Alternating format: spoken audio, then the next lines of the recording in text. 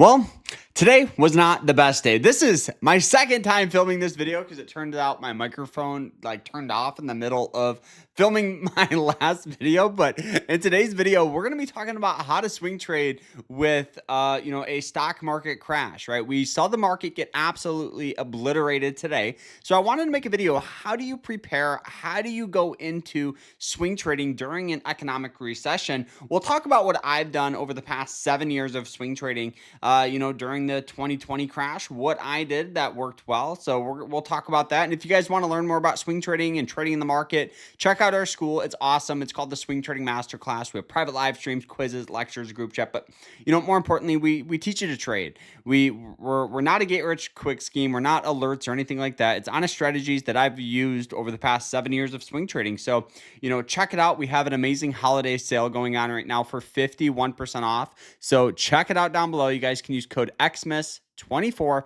51% off. So if you guys want to invest in yourself for 2025, that's the best thing to do. So let's jump into this. So, today we had the Fed come out. They released some stuff about interest rates and all that. But at the end of the day, the market got absolutely obliterated. The S&P sold off 3%, one of the largest sell-offs we've seen in quite some time. So there's two different ways you can look at sell-off, okay? One is fearful. Fearful is the worst thing you can have because fear, what you do is you want to panic and sell. When in reality, you hear those expression buy low, sell high. If you just experienced a crash, that's like the worst time to sell. If anything, you should be buying more. And that kind of brings me to my second thing you guys should be looking for is opportunity. Historically, sell-off always brings opportunity. If we look back at history, especially myself in 2020, I was seeking out so many stocks and it really, I took maybe a small hit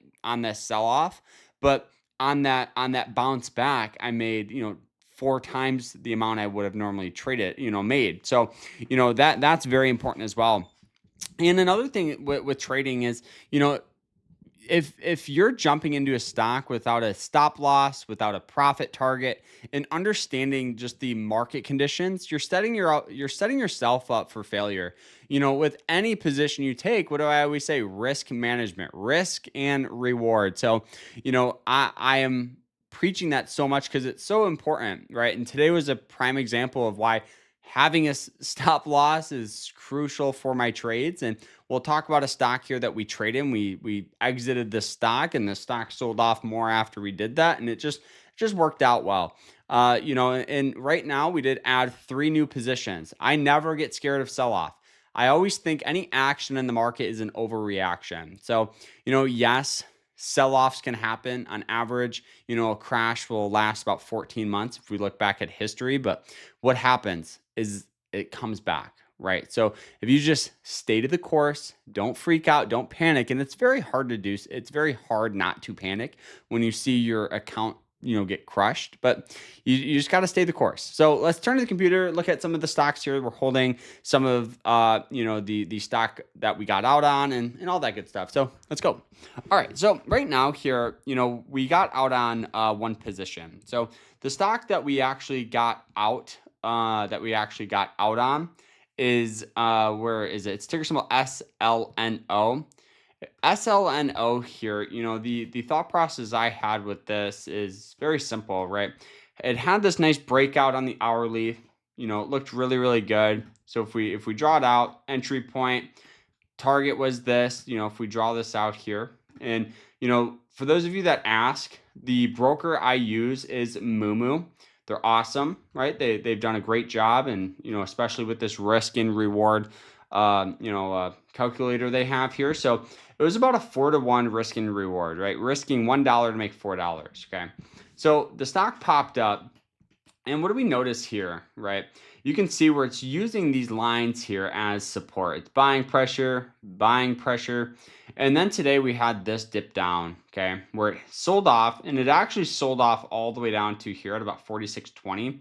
And so now I'm like, okay, well, the stock's selling off. We'll see how the next hour looks, okay?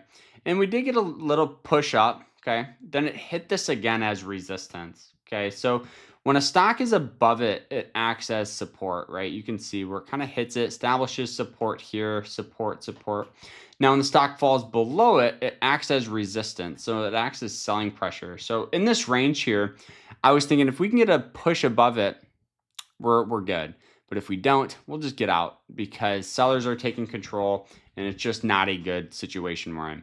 Stock sold off and we pretty much had a break-even trade, right? Break even, maybe made, $50, whatever it is. And at the end of the day, with the amount of money I trade with, like a $50 or $100 gain is good, right? But, it's 0.010, 0.09% profit, which in hindsight, profit is profit, and I'll take that over a loss. But you just you got to stay the course. And so, here now, what we did is we exited the stock here, and we also were watching, or we were also in on, excuse me, on Berkshire Hathaway Class B. So Berkshire Hathaway, they have two sets of shares. Class B is just cheaper, so that's why we traded with it. Now, we got in down here, okay, at about this 454 mark. And so the stock broke out. If we look at like the daily, you can see at the time it was on that 90-day moving average line, formed a doji, which is a reversal candlestick like it did right here. We went light with the amount of money because for those of you that watched the previous videos, you know that this one here, we're more just taking advantage of the sell-off. It really wasn't like a breakout or anything like that. It was just like an undervalued play on the daily time frame. So it popped out, which looked really well. Hit this, okay?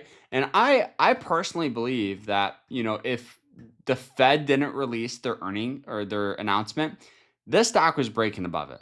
Okay, I am very confident in this, but obviously it didn't. So what happened? It continued to sell off. So we were watching this stock, and I told you guys when we entered, I said, okay, if this stock sells off, what are we going to do? We're going to buy more. And so that's exactly what we did. We bought some more shares.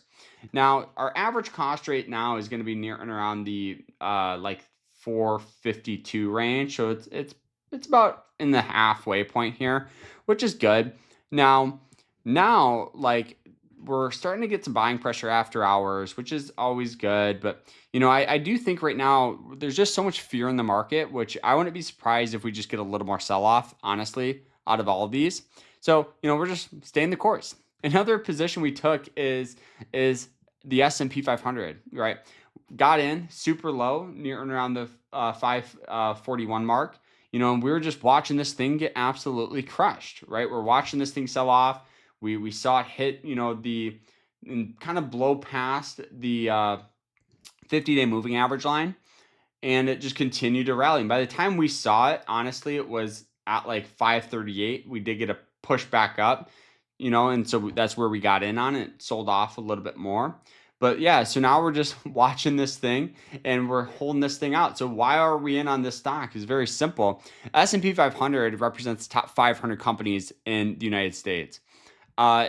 History and repeats itself. So I'm very confident in holding this. And, I am not a trader where I know, I'm not somebody where I'm entering this and I'm like, okay, in 10 days, I'm going to make $30,000. No, I'm buying this thing. If this thing takes a month and I make $1,000, great. Like, awesome. I'm just using capital that I have to my advantage, right? So, the stock sold off. We'll probably buy more if it breaks below the 525 mark and averaging down, right? Being prepared and just not being afraid is so incredibly important. Another play, NVIDIA. NVIDIA sold off. We got in, pretty low, near and around the 129 mark. It's 128. So we're down a little bit. Okay, whatever. Not a big deal, right? There's a nice trend line here. I feel confident if it sells off down to the 114, we'll average more in. Good trend line here. NVIDIA is not going anywhere as well, and I'm very confident. Now, as far as like the stocks here that we had on watch, what are we doing with those? We're continuing to trade, right? If a stock comes across our scanners and our approach and all that, look at this. This is why, this is our basic scanner here that normally will have 15 stocks. Look at this. So when people say, oh, sell off is terrible. No, it's not. It seeks out opportunity. And that's what I'm going to be spending the rest of my day doing, is looking at those scanners, finding these plays. I'm going to be in, I'm going to be buying, I'm going to be not fearful when stocks sell off. And that's what you guys need to do. That's what I would recommend doing. So I hope you guys all enjoyed today's video. I know we did it in like 2 parts, and and some of you guys watched. I saw we had like 30, 40 views on the previous video, and then my microphone went out. So and the editing didn't, I don't know, it just wasn't a good video. But learning from our mistakes, right? That's why we're filming again. So I hope you guys all enjoyed it. If you guys want to learn more about trading, check out our school. I know you won't regret it. So we'll see you guys. Hope you guys enjoyed it. Like, subscribe, and we'll see you guys in the next one. Take care.